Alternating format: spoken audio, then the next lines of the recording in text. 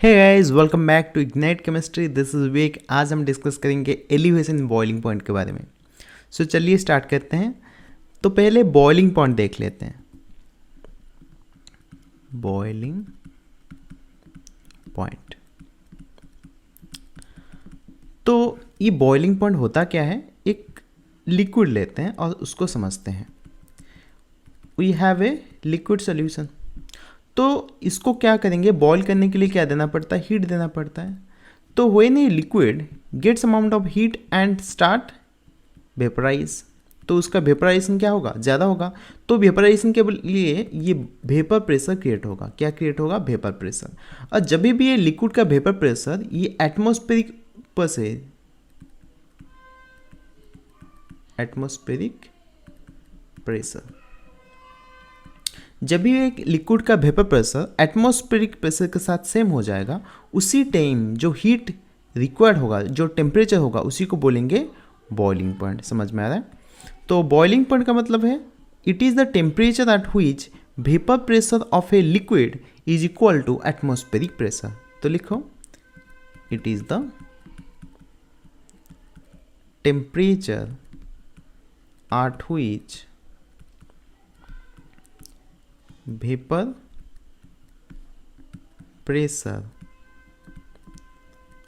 of a liquid equal to its atmospheric pressure। तो जो temperature में लिक्विड का वेपर प्रेशर एटमॉस्फेरिक प्रेशर के साथ सेम हो जाएगा, उसी को बोलेंगे बॉइलिंग पॉइंट। तो ये एलिवेशन बॉइलिंग पॉइंट क्या है? तो अभी ये हमारा लेटेस्ट कंसीडर, ये हमारा प्योर वाटर है। ठीक है, ये जो सोल्यूशन है हमारा प्योर वाटर है। अगर प्योर वाटर में मैं कुछ सल्यूट ऐड करता हूँ, और ये सल्यूट लेटेस्ट कंसीडर ग्लूकोज है। ठीक है, एक glucose I take as solute and add in this pure water. तो क्या होगा? तो ग्लूकोज तो वोलाटाइल सोल्यूट नहीं है, that is a non volatile solute. क्या है वो? Non volatile solute. जब ये ग्लूकोज इस सोल्यूशन में ऐड होगा तो इसका जो वेपर प्रेशर पहले से था वो डिक्रीज हो जाएगा, क्योंकि ग्लूकोज मॉलिक्यूल क्या करेगा? वो लिक्विड का सरफेस में कुछ एरिया ऑक्यूपाई करेगा।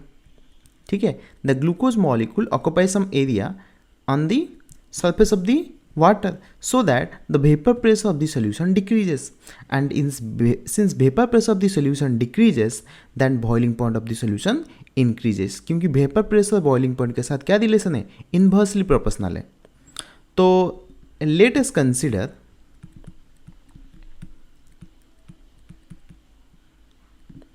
boiling point of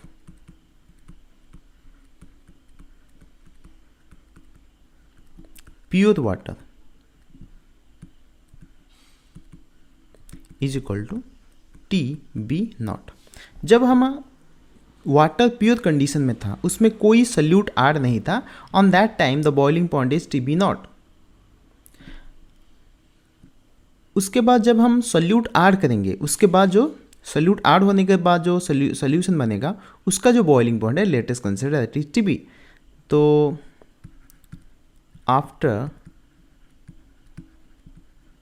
addition of non-volatile solute, boiling point of solution, अभी तो वो solution बन गया क्योंकि solute इसमें ऐड है, तो boiling point of the solution क्या हो जाएगा? that is TB।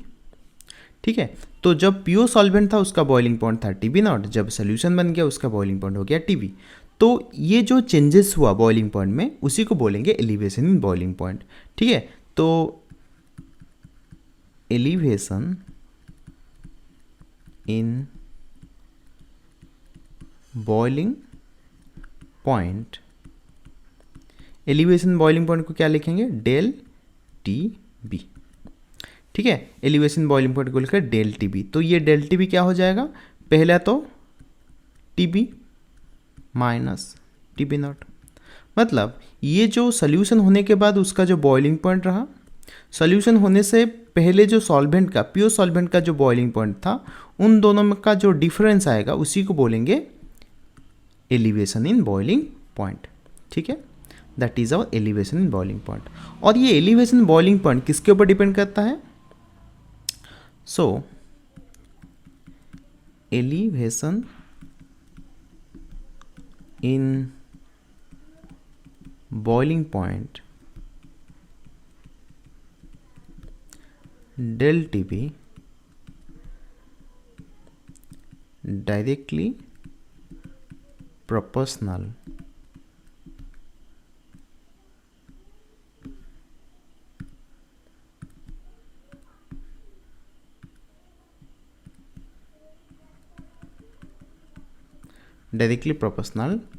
to the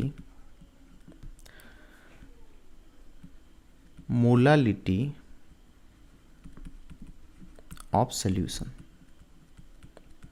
तो सोल्यूशन का मोलालिटी के ऊपर डिपेंड करता है। तो मोलालिटी तुम्हें पता है, number of mole of solute present in 1 kg of solvent, that is del T B directly proportional to small M.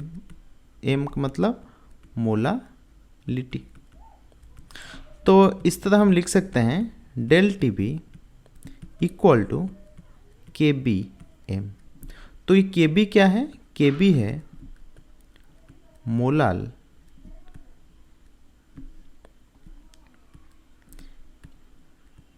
Elevation constant, molal elevation constant. तो इसका यूनिट है केल्विन केजी मोल इनवर्स। तो ये है molal elevation constant. तो इसको कैसे define करेंगे, तो लिख सकते हो when m is equal to 1 molal, जब हमारा सॉल्यूशन का कंसंट्रेशन 1 मोलाल होगा, उसी टाइम में क्या हो जाएगा, del T B is equal to K B. ठीक है, तो मतलब elevation boiling point K B के साथ सेम हो जाएगा। तो इसको क्या बोलेंगे, molal elevation constant, molal elevation constant is defined as the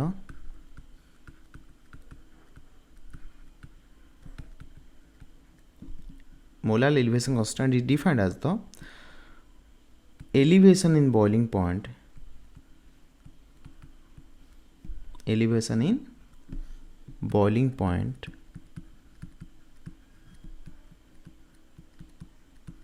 in 1 molar solution, boiling point of 1 molar solution, elevation in boiling point of in नहीं of 1 molar solution। तो ये हो जाएगा मोलाल एलिवेशन कांस्टेंट का डेफिनेशन। तो उसके बाद तुम्हें पता है हमारा जो मोलालिटी है, molality is equal to weight of solute into 1000 divided by molecular mass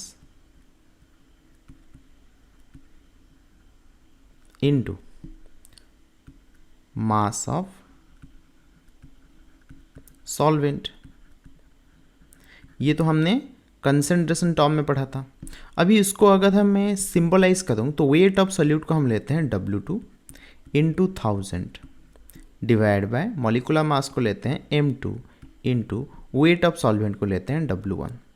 तो ये M हो गया W2 into 1000 divide by M2 into W1। तो W2 का मतलब है वेट ऑफ सोल्यूट, M2 का मतलब है molecular mass of solute and W1 का मतलब है मास ऑफ सॉल्वेंट इन ग्राम। ये ग्राम में है। ठीक है, तो अभी इसका वैल्यू पुट करेंगे तो क्या हो जाएगा, ये वाला इक्वेशन ले लेते हैं, equation 1। Putting the value of m in equation 1 it becomes,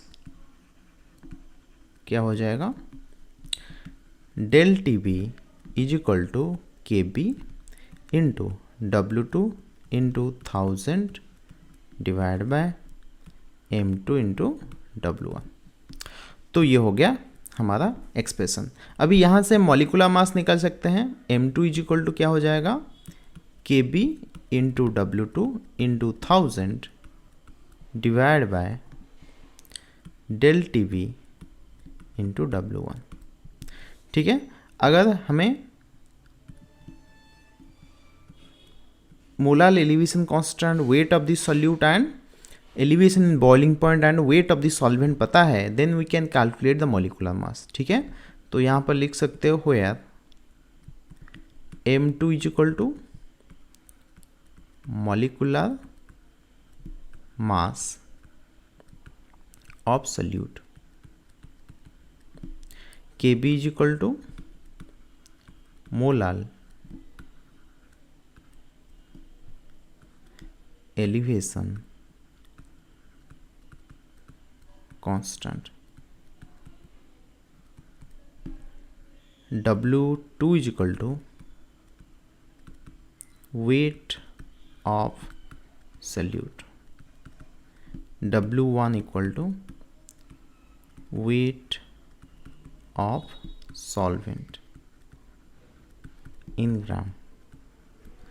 सो ये था हमारा मैथमेटिकल एक्सप्रेशन। हाँ, और एक del T B is equal to elevation in boiling point, elevation in boiling point. तो ये था हमारा molar elevation constant and mathematical expression for elevation in boiling point. तो बॉइलिंग पॉइंट एक्चुअली इंक्रीज होता है जब हम नॉन वोलेटाइल सॉल्यूट ऐड करते हैं। तो thank you everybody and have a good day.